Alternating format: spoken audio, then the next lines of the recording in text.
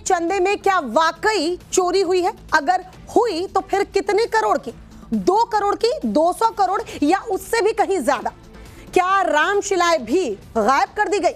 ये आरोप है जो कि सोशल मीडिया पर इस वक्त तैर रहा है, सियासी दलों की तरफ से लगाए जा रहे हैं और कुछ लोग कैमरे पर यही बात कहते नजर आ रहे हैं। हालांकि सही क्या है, सच क्या है, इसके लिए मुख्यमंत्री योगी आदित्यनाथ ने जिस एसआईटी का गठन किया है उसकी जांच दूसरे दिन भी आज जारी है।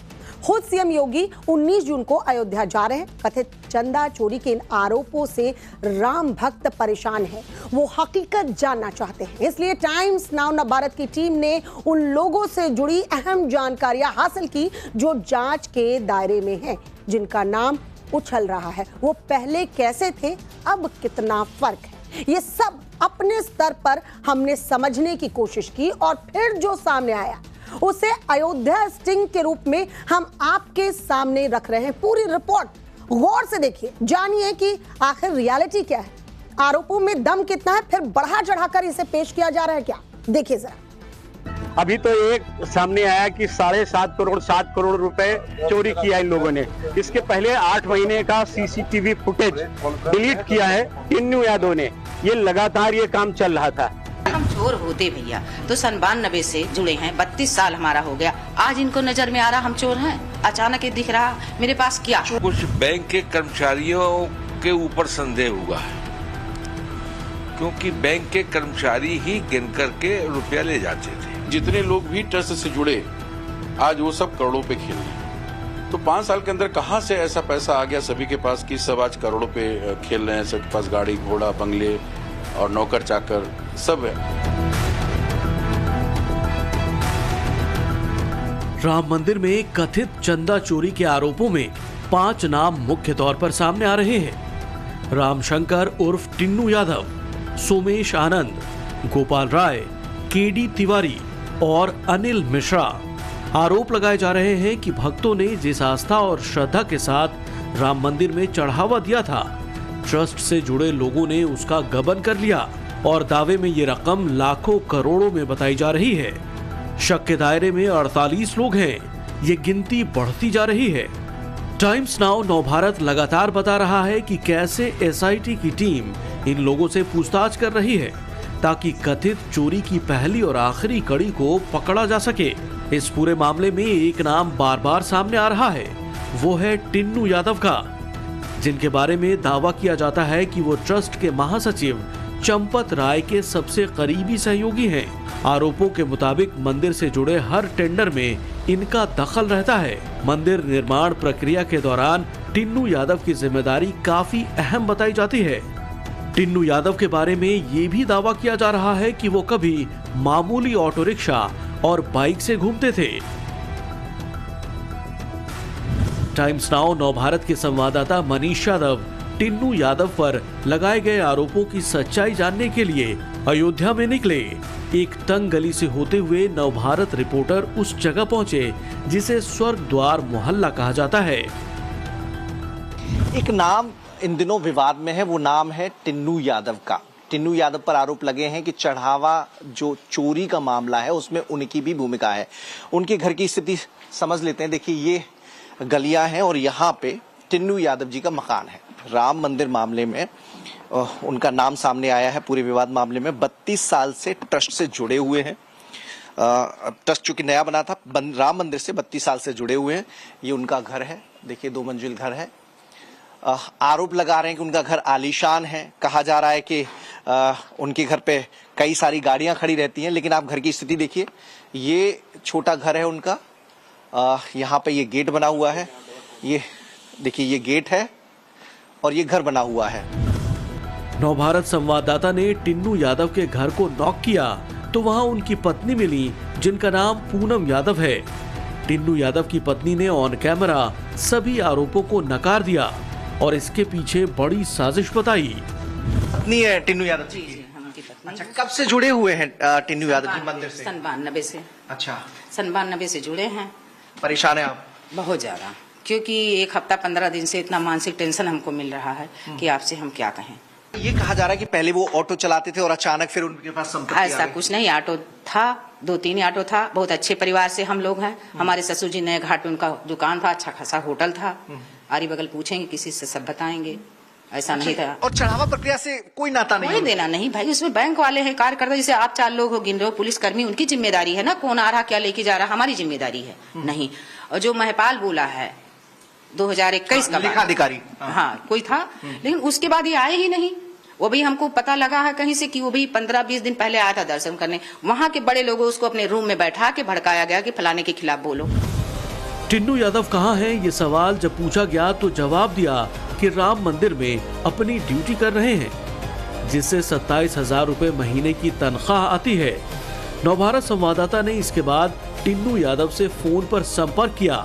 सुनिए उन्होंने सफाई में क्या कहा। आपके ऊपर जो ये आरोप लगाए जा रहे हैं, इसमें कितनी सच्चाई है, आपका पक्ष क्या है? क्योंकि ये कहा जा रहा है कि आप चढ़ावे की प्रक्रिया से जुड़े हुए थे। ये सब बिल्कुल गलत है जी। अच्छा, आपका राम मंदिर में भूमिका क्या है? मतलब वहाँ कौन सी जिम्मेदारी आप संभाल रहे हैं यादव जी? केवल वहाँ देख रेख करने की जिम्मेदारी, कहाँ साफ सफाई, कहाँ पंखा नहीं, कहाँ बिजली नहीं, ये मेरे पास कार्य था। अच्छा, इसका कितना वेतन आपको मिल रहा है? वेतन में 27,000 रुपए मिलते हैं। अच्छा, ये जो चढ़ावा प्रक्रिया है, ये कक्ष बना हुआ है, बाहर सीसीटीवी है, कर्मचारी तैनात रहते हैं, इससे कोई मेरा लेना देना नहीं। चंपत राय जी हैं, इन पे आरोप उठ रहे हैं कि ये चढ़ावे की प्रक्रिया में सीधा दखल इनका था, और जो अयोध्या के लोग हैं संतोष दुबे, विनय कटियार जी, ये सब आरोप लगा रहे हैं। उस पर आपका क्या कहना है? ये मैं कुछ नहीं कहूंगा, इसकी तो जांच के विषय जांच कर रहे हैं लोग, जांच कर रहे हैं। हमारे ऊपर जो बता रहे हैं उससे मेरा कोई लेना देना नहीं। टिन्नू यादव का मकान बहुत ज्यादा बड़ा नहीं है, न ही वीवीआईपी सुविधाओं वाला है, तो फिर क्या टिन्नू यादव इतने शातिर हैं कि कहीं और पैसा लगा सकते हैं? टिन्नू पर आरोप है कि उनकी 50 करोड़ रुपए से ज्यादा की बेनामी चल अचल संपत्ति है, जो कि अयोध्या लखनऊ में है। अयोध्या इंटरनेशनल एयरपोर्ट के पास 70 कमरों का आलीशान हॉस्टल होने का आरोप भी टिन्नू यादव पर लगाया जा रहा है। इन आरोपों की जांच करते हुए नवभारत संवाददाता ने अयोध्या के कई होटलों में निवेश से जुड़ी जानकारी जुटाई। स्थायी सदस्यों में से एक अनिल मिश्रा भी सवालों के घेरे में हैं। सूत्रों का कहना है कि अनिल मिश्रा होम्योपैथिक क्लिनिक चलाते हैं और राम मंदिर ट्रस्ट में जुड़ने से पहले स्कूटर से चला करते थे। अनिल मिश्रा का 5 साल पहले का परिवेश सामान्य रहन सहन होने का दावा किया जाता है, मगर जैसे ही करोड़ों रुपए के कथित गबन की जांच शुरू हुई तो उन पर सवाल उठाए जा रहे हैं। मिश्रा जी होम्योपैथिक डॉक्टर थे और ट्रस्ट में आने से पहले वो किराए के मकान में रहते थे। ट्रस्ट में आने के बाद उनका अपना 4 मंजिले का मकान बना और 2-2 लिफ्टें लगी, गाड़ी घोड़ा हो गए। तो 5 साल में ऐसा कौन सा कार्य हो गया कि इतना पैसा आ गया कि एक व्यक्ति जो किराए के मकान में रह रहा है वो आज 2 से 2.5 करोड़ के घर में आ गया और गाड़ी घोड़ा सारी चीजें आ गई। ये भी जांच का एक विषय है। क्या वाकई चंद सालों पहले किराए के मकान में रहने वाले अनिल मिश्रा अब जमींदार हो गए? क्या वाकई उनके पास 5 से 10 करोड़ रुपए की प्रॉपर्टी है? सूत्रों का दावा है कि अनिल मिश्रा किराए के घर से निकलकर अब 2.5 करोड़ की कीमत वाले 3 मंजिला बंगले में रहते हैं, जिसमें 2 लिफ्ट होने का दावा किया जाता है। सूत्रों के मुताबिक अनिल मिश्रा अब स्कूटर से नहीं बल्कि इनोवा गाड़ी से चलते हैं और लंबी दूरी के लिए ट्रेन पकड़ने की बजाय हवाई यात्रा करते हैं। टाइम्स नाउ नवभारत संवाददाता ने इन तमाम बातों को ध्यान में रखते हुए अनिल मिश्रा के पुराने और नए घर को खोज निकाला। इस समय हमारी मौजूदगी राम जन्मभूमि तीर्थ ट्रस्ट के सदस्य डॉक्टर अनिल मिश्रा जी के घर पे है। ये लक्ष्मणपुरी कॉलोनी है जो शहर के बीचों बीच है और आपको दिखाएंगे ये डॉक्टर अनिल मिश्रा जी का घर है जहां पर ताला लगा हुआ है। यहाँ पे बताया जा रहा है जो डॉक्टर अनिल मिश्रा जी हैं वो अपना इलाज कराने के लिए, आंखों का इलाज कराने के लिए केरल गए हुए हैं। ये डॉक्टर अनिल मिश्रा जी का घर है और यहाँ पे ये ताला लगा हुआ है। क्योंकि डॉक्टर अनिल मिश्रा जी जो हैं अपने इलाज के लिए, अपने आंखों के इलाज के लिए वो इस समय केरल गए हुए हैं। राम जन्मभूमि तीर्थ ट्रस्ट के सदस्य होने के बाद ये उनका भवन है जो उन्होंने नया निर्माण कराया है। आप देख सकते हैं ये भवन जो है आलीशान भवन बना है जिसमें लिफ्ट भी लगाई गई है और ये डॉक्टर अनिल मिश्रा का ये भी भवन है। यहाँ पे भी डॉक्टर अनिल मिश्रा इस समय नहीं है क्योंकि उनके मिलने वाले जो लोग हैं उनका बताना है कि डॉक्टर अनिल मिश्रा अपने आंखों के इलाज के लिए वो इस समय केरल गए हुए हैं। टिन्नू यादव फोन पर सफाई दे रहे हैं, फिर अनिल मिश्रा कहां हैं? क्या एसआईटी की जांच में सहयोग दे रहे हैं या उन्होंने चंदा चोरी के आरोपों पर कोई चुप्पी नहीं तोड़ी? सूत्रों का कहना है कि अनिल मिश्रा इस वक्त केरलम गए हुए हैं जहां उन्हें अपनी आंखों का चेकअप कराना है। इसी तरह के सवाल चंपत राय पर उठ रहे हैं, मगर चंपत राय भी अब तक कैमरे के सामने नहीं आए। चंपत राय को लेकर एक सोर्स का कहना है कि उनसे सोमवार को एसआईटी ने बंद कमरे में पूछताछ की। चंपत राय को लेकर दूसरे सूत्र का कहना है कि वो कार सेवकपुरम में मौजूद है। तीसरे सोर्स के मुताबिक चंपत राय बीमार चल रहे हैं और वो अपने घर पर आराम कर रहे हैं। ये इस समय हम यहाँ कार्यालय पे हैं राम जन्मभूमि तीर्थ ट्रस्ट के। भाई साहब नमस्कार। सर चंपत राय सर जी की तबीयत नहीं ठीक है तो वो इस समय कहाँ मिलेंगे? क्या लोगों से मुलाकात कर रहे हैं सर?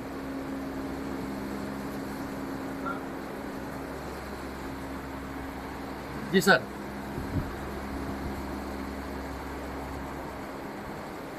जैसे चंपत राय जी यहीं पे लोगों से मिलते थे तो अभी बताया कि उनका स्वास्थ्य नहीं सही है, तो इस समय वो कहाँ पे हैं और लोगों से क्या उनसे मुलाकात हो रही है कि नहीं हो रही है? कुछ जानकारी आप देंगे इसके बारे में?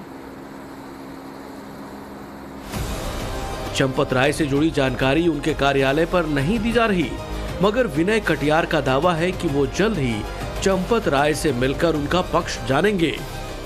हमको मालूम नहीं है कि पैसा कितना उन्होंने दिया है चंपत राय जी ने, और हमको उम्मीद यही है कि वो पैसा लेंगे नहीं, वो फिर या तो वापस करेंगे या बैंक में जमा कराया होगा साथ में। जी डॉक्टर अनिल मिश्रा ही वो सब वहाँ जाते हैं, उनकी भूमिका हो सकती है। हाँ। एसआईटी के रडार पर मंदिर निर्माण के कार्यों से जुड़े गोपाल राव और उनके कथित भतीजे सोमेश आनंद भी हैं, क्योंकि कई मीडिया रिपोर्ट्स में इन दोनों का नाम भी चंदे की हेरा फेरी में आ रहा है।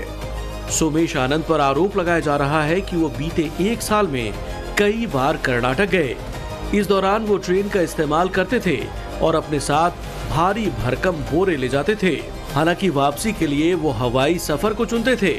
आरोपों के मुताबिक सोमेश आनंद जब कर्नाटक से लौटते तो उनके पास किसी भी तरह का लगेज नहीं होता, इसीलिए शक की सुई उनके आसपास भी घूम रही है। निकल के आ रहे हैं कि इनके भतीजे यहाँ से, जो सुनने में आया मीडिया के थ्रू और आपके लोकल जो चैनल हैं, कि बोरे में भरकर यहाँ से ट्रेनों से चीजें जाती थी। अब वो क्या चीजें जाती थी मालूम नहीं, और उधर से फ्लाइट से आदमी लौटता था। तो ये सब जांच का विषय तो जरूर है, क्योंकि पैसा अंधाधुन आया है। कुंभ में तो हमारे ख्याल से इतना पैसा आया है कि वो लोग गिन भी नहीं पाए होंगे। सोमेश आनंद के बारे में सूत्रों का कहना है कि वो कर्नाटक के रहने वाले हैं। हो सकता है इसी वजह से उनका वहां आना जाना होता हो, मगर राम मंदिर में दान को लेकर हड़कंप मचा हुआ है, तो एसआईटी उन्हें भी जांच के दायरे में ला सकती है। सोमेश के बैंक खातों और हवाई टिकटों की स्क्रूटनी हो सकती है, ऐसे कयास लगाए जा रहे हैं। हालांकि ये अलग बात है कि सोमेश और गोपाल राव से जुड़ी जानकारी फिलहाल किसी के पास नहीं है। मंदिर परिसर के पास बने जिस गेस्ट हाउस में गोपाल राव और सोमेश आनंद रहते हैं, वहां भी कुछ नहीं बताया जा रहा। गोपाल राव निर्माण के प्रभारी और उनके भतीजे सोमेश आनंद दोनों सवालों के घेरे में हैं। ये तीर्थ क्षेत्र ट्रस्ट का गेस्ट हाउस है। यहाँ पर सोमेश आनंद भी रहा करते थे और गोपाल राव भी रहा करते थे, तो यहीं से उनका मंदिर आना जाना हुआ करता था। हमने गार्ड साहब से पूछा भी कि क्या अभी गोपाल राव या सोमेश आनंद मिल पाएंगे, तो अभी कोई जानकारी नहीं दी जा रही है, कोई बताने को तैयार नहीं। एक बार पूछ रहे गार्ड साहब, अरे गार्ड साहब, सोमेश जी है नहीं क्या वाकई? राम मंदिर कार्यालय यहां से वैसे निकल गए सुबह? क्या सुबह निकले हैं क्या यहाँ से? नहीं, गोपाल जी तो यहीं रहते हैं, सोमेश जी भी यहीं रहते, पता है? हाँ वही वो सोमेश जी मंदिर में ही कार्यरत है। कहाँ रहते हैं फिर? और इस बीच बड़ी खबर मिल रही है राम मंदिर चंदा चोरी के बीच। बड़ी खबर ये कि सीएम योगी आदित्यनाथ अयोध्या जाएंगे। 19 जून को मुख्यमंत्री योगी आदित्यनाथ अयोध्या जाएंगे। एक तरफ एसआईटी की जांच जो है दूसरे दिन जारी है और राम मंदिर चंदा चोरी विवाद के बीच अब मुख्यमंत्री योगी आदित्यनाथ खुद अयोध्या के दौरे पर रहेंगे। 19 जून को बताया जा रहा है मुख्यमंत्री योगी आदित्यनाथ अयोध्या जाएंगे। इस पूरे मामले में एक और शख्स पर संदेह है जिसका नाम केडी तिवारी है। रामलला के दरबारे में सोने चांदी के आभूषणों को संभालने की जिम्मेदारी केडी तिवारी के पास थी। आरोपों के मुताबिक केडी तिवारी ने हाल ही में 1.5 करोड़ रुपए की जमीन का डीड एग्रीमेंट कराया है, जो कि सीधे सीधे जांच के दायरे में आ गया। केडी तिवारी के बारे में पता चला कि इस वक्त वो एसआईटी टीम के सवालों का सामना कर रहे हैं। सूत्रों के मुताबिक उन्होंने अपनी सफाई में बताया कि वो गहनों को तौलकर रसीद देते थे। उसके बाद ट्रस्ट क्या करता था, इसकी कोई डिटेल उनके पास नहीं है। हालांकि